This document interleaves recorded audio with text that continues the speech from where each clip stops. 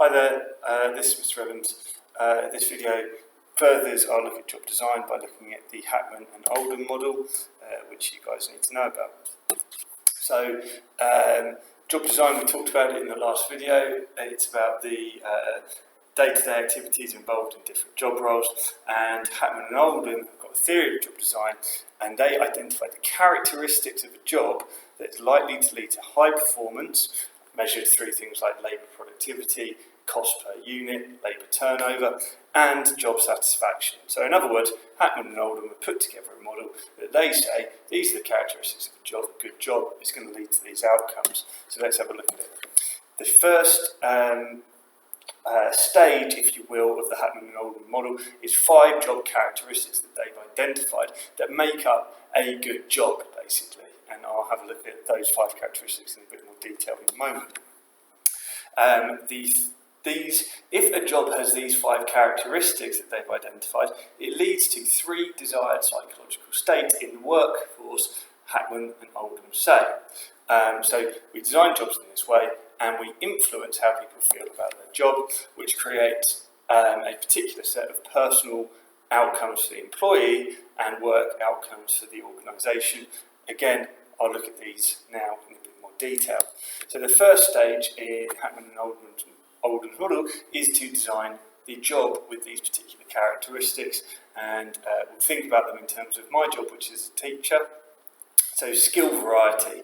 So Hackman and Oldham say that a good job, a well-designed job, will enable employees to show a variety of skills and talents. Now, as a teacher, I believe that you are required to show a number of different skills and talents, presentation, communication,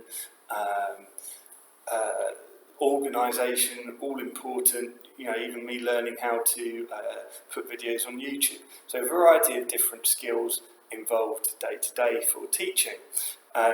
Task identity.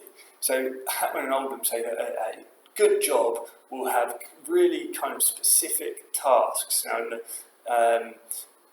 in the role of a teacher, you can look at individual lessons. That's a clear task that's got a beginning, for me, which is the planning stage, a middle, or actually the lesson, if you will, the delivery of that, and an end where I either take in work and assess it, or try and check students' learning at the end, and then review how successful the lesson was. So for me, that's a really clear task within the role. There are others as well, of course, attending parents' evenings, writing reports.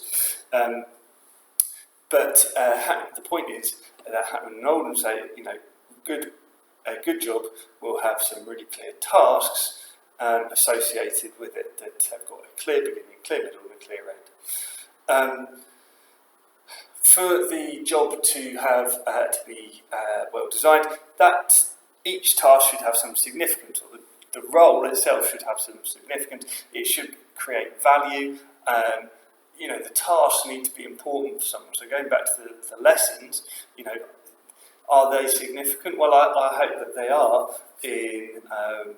Probably the most important thing is helping students learn how to enjoy learning, but helping them achieve a good grade, go on to progress to get careers, and do the things that they want to do. So yeah, high task significance associated with teaching. Autonomy is the degree to which employees get to decide how they undertake their role and manage their workload. So, with teaching, okay, there are some constraints. We've got a curriculum that needs to be delivered, what's on the specification. There's a school day, you can't very well pick your own hours, so there are some limits to the autonomy in the role. However, there's a reasonable amount of freedom. Teachers can decide how best to deliver the content. I design my own lessons, with input from colleagues, etc. But there's a reasonable degree of autonomy within teaching. And finally, feedback. Feedback occurs within the job where staff have their performance reviewed, and the aim is to improve their performance, so you feel like you can get better within the role. It's not just like you've reached the limit and you're bored. If you get to that, it's probably not a very well designed job. So within the job characteristics of a teacher, many of you will know that there are things like observations, and people come and observe your lessons and give you feedback on how to improve. So teaching certainly has that element to it as well. So, teacher, my understanding of the role of a teacher is it fulfills many of those 5 characteristics that Hackman and Oldham identify as being important.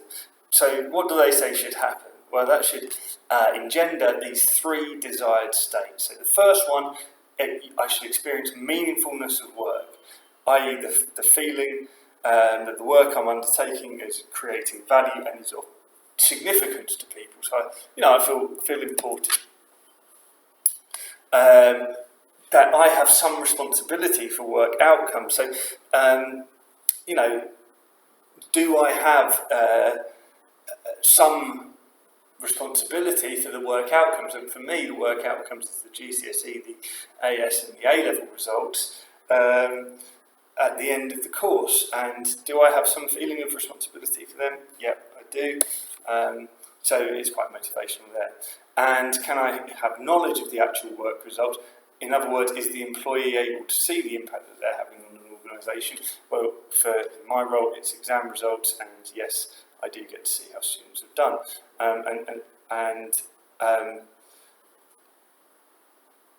These are the kind of states bring about that I feel the work is meaningful, I have some responsibility for its outcomes, and I feel that I have knowledge of the actual results that are achieved.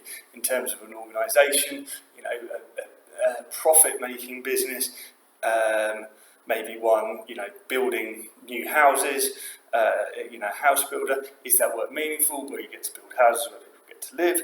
That's pretty meaningful. Do you experience responsibility for work outcomes? Well, if I don't show up, no one puts the bricks on the house. And do I have knowledge of actual work results? Well, I probably do get told if the house gets sold, and I certainly get to see whether or not I've finished the house. So these are the desired states that we kind of get in people, and when we achieve these states, well, we should reach a high level of intrinsic motivation. So that's internal motivation. People should be highly, really wanting to do well and perform well. That should lead to a high quality performance, again, judged by low labour turnover, lower unit costs, high labour productivity. I should experience high job satisfaction and enjoy my work to a certain extent, and therefore have low absenteeism and turnover. So there's the model, Hackman and Oldham. Design a job with these 5 characteristics. Create these 3 states in your employees and experience high work and personal outcomes as a result.